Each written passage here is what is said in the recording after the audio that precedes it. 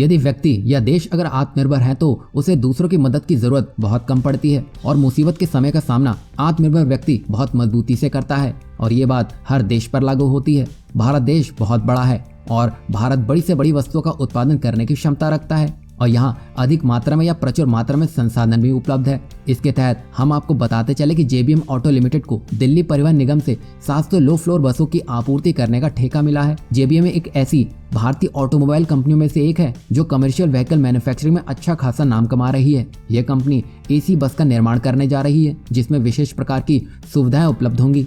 इसकी जानकारी कंपनी द्वारा दिए गए एक बयान से पता चली है। हम आपको बताते चले कि DTC के इस टेंडर में भारतीय कंपनियों के साथ साथ इंडो चाइनीज कंपनी भी शामिल हुई थी। यहाँ इंडो चाइनीज कंपनी का मतलब है कि ऐसी भारत की कंपनियां जिनका चीनी कंपनियों से जॉइंट वेंचर या तो टाई अप है। अगर उनके हाथ ये टेंडर लग जाता तो इसमें नाम भले ही भारत से जुड़ा होता पर इसके सारे पार्ट्स और कंपोनेंट्स चाइनीज ही होते, जिसको बस असेंबल भारत में किया जाता, जो कि भारत के आत्मनिर्भर भारत की मुहिम के साथ धोखा करना होता। लेकिन इसमें आखिरी वक्त पर बाजी JBM ने मार ली।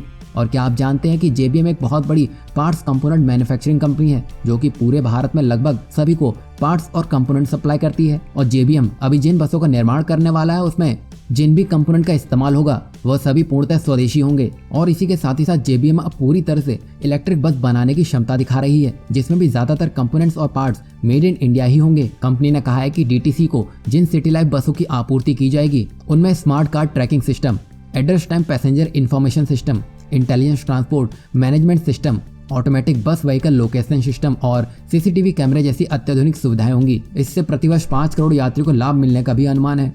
JBM ऑटो के अनुसार उनके द्वारा बनाई गई बसों में electronic braking system, public address system और नेलिंग मैकेनिज्म जैसी सुविधाएं होंगी। यहाँ अगर आप नहीं जानते हैं तो हम आपको बता दें कि नेलिंग मैकेनिज्म सिस्टम में बस दरवाजे की साइड से 60 मिलीमीटर झुक जाती है। इससे मुख्यतः वरिष्ठ नागरिकों, बच्चों और दिव्यांगों को चढ़ने और उतरने में सहूलियत होती है। यहाँ पर खास बात यह है कि भारत को कमर्शियल बस के मामले में भारत को दूसरे देशों पर निर्भर रहने की जरूरत नहीं है। भारत में इतनी क्षमता है कि वो इन बसों को भारत में ही बना रहा है और साथ ही साथ जरूरत पड़ने पर उनका एक्सपोर्ट भी कर रहा है।